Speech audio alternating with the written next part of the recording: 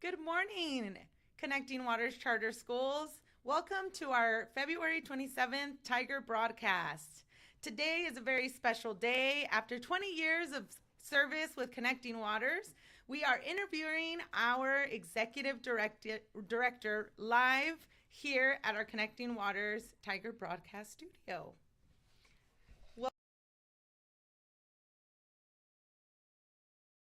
I'm doing great, great. Good, Thank you good. so much for being here. You're a busy woman, so we are very thankful that we have you here today. Thank you for asking me to be here. I Good, feel good. honored. Thank you. Well, join us everybody today as we have a couple questions for Sherry. So we'll go ahead and start with our first question this morning. Now, Sherry, what changes did you implement during your first years in the school, and how did they help CWCS grow? Well, we started in 2002 with our first school, Connecting Waters. I was asked to be the executive director at that time, and at that time we were under a management company. That management company did have another charter school, and that charter school was not renewed. So we were able to find a location, which was Waterford, to sponsor our charter, and that's how the charter school started. But one of the things is because of the type of school that we are with so much choice, sometimes people are very leery of the school. So that was the case with the county and the state. And so we ran into some opposition. So one of the things that, I did was try to establish a friendship. But first and foremost, in everything that I do, I am a praying person. I believe in God, so I sought God for that. And things began to work out, that people began to understand what we were doing and saw that we were doing good things. Oh, awesome. All right. And what is the biggest challenge you have faced in your career, and how did you overcome it, and what did you learn from it? Well, I would say maybe the biggest challenge, which was also a joy, was to open up Connecting Waters East Bay. And of course, I do want to say nothing that I do in isolation.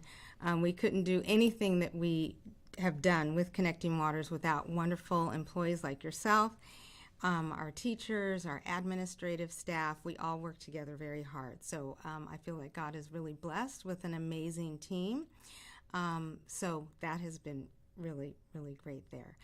So that was starting CWEB. We started CWEB based on parent survey results, wanting a resource center. But because of the laws, we couldn't open up a resource center, through Connecting Waters. We had to open up a new school. So so there was a lot entailed in that. We had a research and development team we put together. We worked with our charter document. We worked with the figuring out the location based on the students that we had. And so it was a challenge because we weren't wanted. So we submitted our charter petition for at a district in the East Bay, and they rejected our charter. And we thought that was odd because we had been around then 14 years, a successful school, but yet they rejected our charter. So it was kind of political. There's some political things that go in education, which is sad.